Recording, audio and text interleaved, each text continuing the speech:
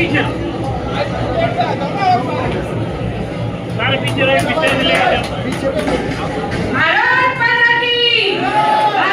माता की रामचंद्र सिंह स्वामी धर्मदेव जी भी पहुंचे हैं। हम उनका बहुत बहुत स्वागत करते हैं। एक बार जोरदार तालियों से उनका स्वागत करेंगे।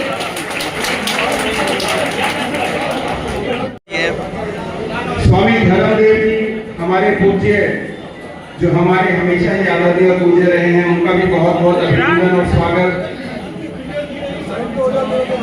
उसी से विधायक आप सब कृपया करके गोपी जी और मनीष साहब को साथ में रहेंगे ही हर एक के स्वागत के लिए। भाई वंदना गोपी जी और सचिन मलिक जी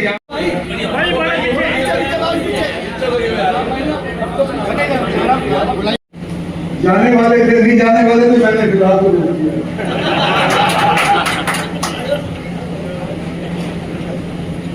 शायद ही कोई ऐसा पार्षद होगा रेवाड़ी के अंदर जो 4 या 5 बार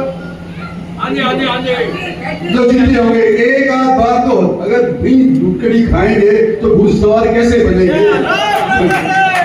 एक आध बार तो खाएंगे पक्का सवार, फिर उसके बाद बन जाते हैं। शामली चौक भाई भले आदमी हैं, हमारे वाइस प्रेसिडेंट वाइस चेयरमैन हैं और आप सभी के लिए काम करने के लिए ये सब कार्यरत रहे हैं। और मैं सबसे पहले नाम लेना चाहता था जिसके अंदर भूलिया वंदना पोपली जी आप ही के समाज की है और मैं समझता हूँ कि पिछले 4 महीने से सबसे ये कार्यरत है।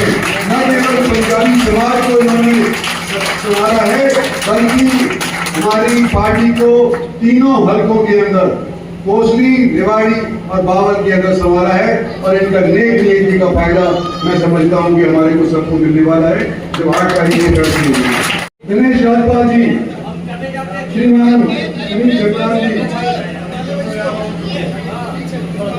श्रीमान कृपाल सिंह जी, अशोक अनेजा जी, पूनम सतीजा जी, पूनम यादव हमारी चेयरमैन साहब, नाम बाद में लिया लेकिन पीछे कम नहीं है।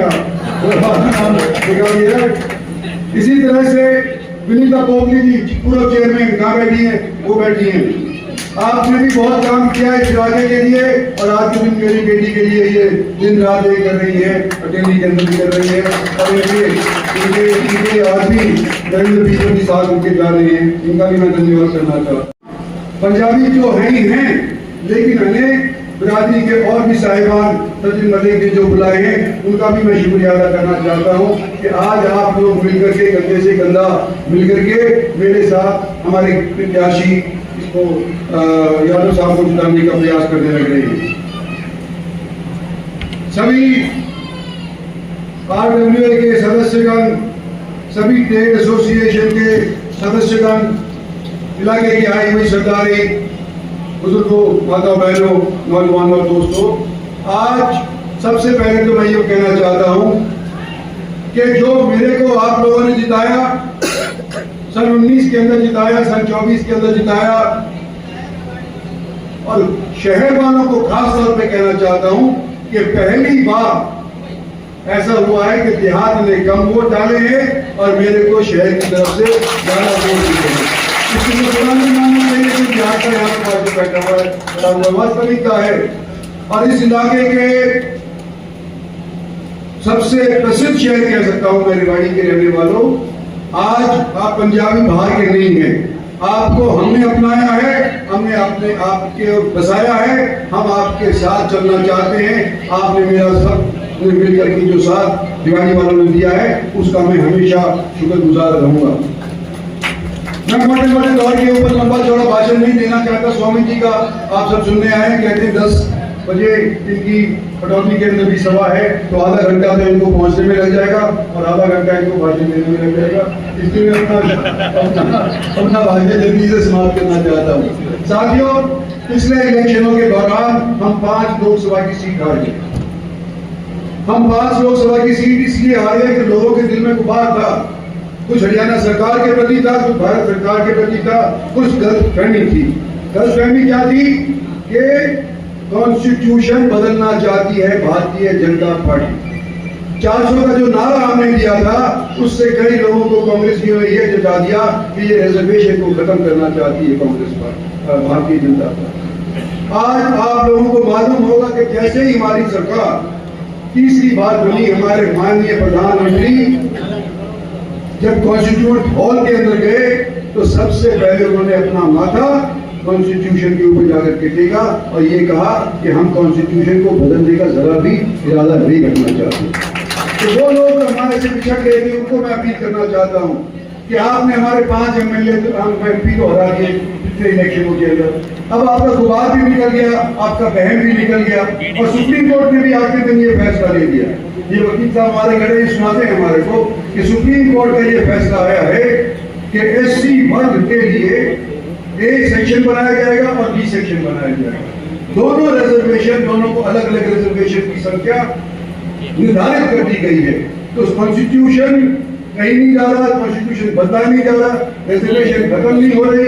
तो जो SC समाज के अगर आपको कोई साथी करने आते हैं, अपनी पोखली तुम समझा देना, अगर कोई नहीं भी आया तो यहाँ की चेयरपर्सन रह चुकी होती। ये सारे के सारे जो षड्यंत्र कांग्रेस पार्टी में रचे थे, ये सारे के सारे आज के दिन निरस्त हो गए। पिछले 25 दिन हो गए इलेक्शन अनाउंस हुए, आमतौर पर 15 दिन के अंदर इलेक्शन संपन्न हो जाता है, लेकिन अभी 25 दिन और 2 दिन बकाए और हैं। हमने 25 दिन मशक्कत करी है, मैंने जगह जगह जाकर के देखा। जो गुबार आज से 3 महीने पहले लोगों के दिल और दिमाग के अंदर था, आज वो नहीं है। और दिन प्रतिदिन 1% चाहे बेशक बढ़े, 1% बढ़ोतरी भारतीय जनता पार्टी की वोटों की होने लग रही है सारे हरियाणा के अंदर। बाकी वोटों में नहीं ले सकता, लेकिन हरियाणा के अंदर जैसा कि मुझे पता है और मेरे इंसाफ मंच के साथीगण दूर दराज तक फैले हुए हैं, सब कहते हैं कि 1% नहीं तो आधा % रोजाना बढ़ोतरी भारतीय जनता पार्टी की वोटों के अंदर होने लग रही है। और अगर 25 दिन के अंदर आधा % भी आप लगाओगे तो कुल मिलाकर के 12.5% की बढ़ोतरी और 15% तक 25 दिनों के अंदर भारतीय जनता पार्टी के पक्ष के अंदर आई है और कांग्रेस पार्टी के विपरीत आई है। और अगर आप ये देखते हो, सब जानते हैं कि कांग्रेस पार्टी की 12 निकली और हमारी 12 बढ़ी, तो कितना हो गया?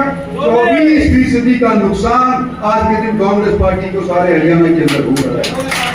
जब हम लोकसभा का चुनाव लड़े थे, 1-2 सीटों का ही फर्क था। जहाँ विधानसभा की सीटें को अगर हम भागते हैं तो 1-2 सीटों का ही फर्क था और उसमें से 24% कांग्रेस को अगर हरियाणा निकल गया तो मैं नहीं मानता कि 30 से फालतू कांग्रेस पार्टी को आज के दिन हरियाणा के अंदर सीटें मिलेंगी।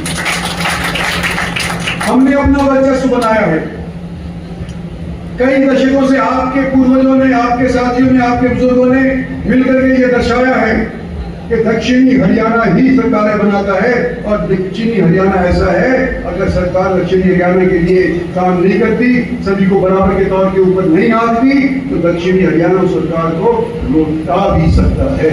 ये 14 के अंदर करके आपने दिखाया और 2 बार भारतीय जनता पार्टी की सरकार आपने बनाई है, उसका परिचय तो आप सबको मिल ही गया है। बिना पर्ची, बिना खर्ची की सरकार नहीं है, सब जगह डेवलपमेंट हुई है।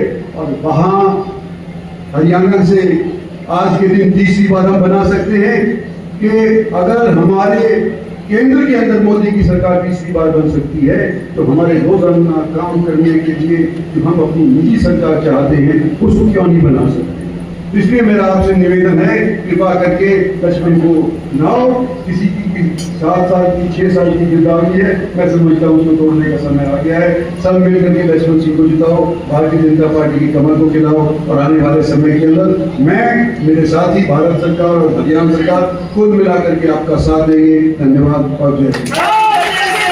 स्वामी धर्मदेव आए थे, आह्वान किया है लोगों से कि देश बचाने के लिए भारतीय जनता पार्टी को अपना समर्थन दें, हरियाणा बचाने के लिए लक्ष्मण सिंह यादव को अपना समर्थन दें और कुल मिलाकर के पंजाबी समाज ने एकजुट होकर के उनको आश्वस्त कराया है कि यहाँ से हम लक्ष्मण का साथ देंगे और जिता करके भेजेंगे। देखो उम्मीद के ऊपर ही दुनिया जिंदा है। जिस तरह से मैंने देखा है कि जब इलेक्शन शुरू हुआ था आज से 25 दिन पहले, तो उस टाइम पे कांग्रेस ऊपर थी लेकिन धीरे धीरे कांग्रेस नीचे आती जा रही है और बीजेपी का ग्राफ बढ़ता जा रहा है। तो मैं ये उम्मीद करता हूं कि जो पहले यूं कहा करते थे हम 30 से नीचे हैं, उल्टा ना पड़ जाए, कहीं कांग्रेस 30 से नीचे ना रह जाए।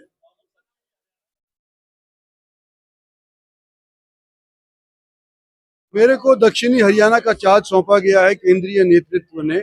मैंने अपनी तरफ से प्रयास किया है अपने साथियों सहित मिलकर के, पार्टी के सदस्यों के साथ मिलकर के, और हमको ये पूरी उम्मीद है कि दक्षिणी हरियाणा के अंदर सारी सीट हम जीत करके आएंगे।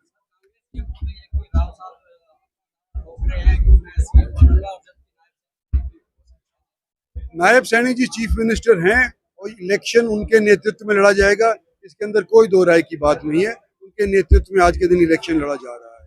आने वाले समय के अंदर पार्टी ने निर्णय लेना पड़ेगा कि अगर हमारी सरकार बनती है तो किसको चीफ मिनिस्टर बनाया जाए।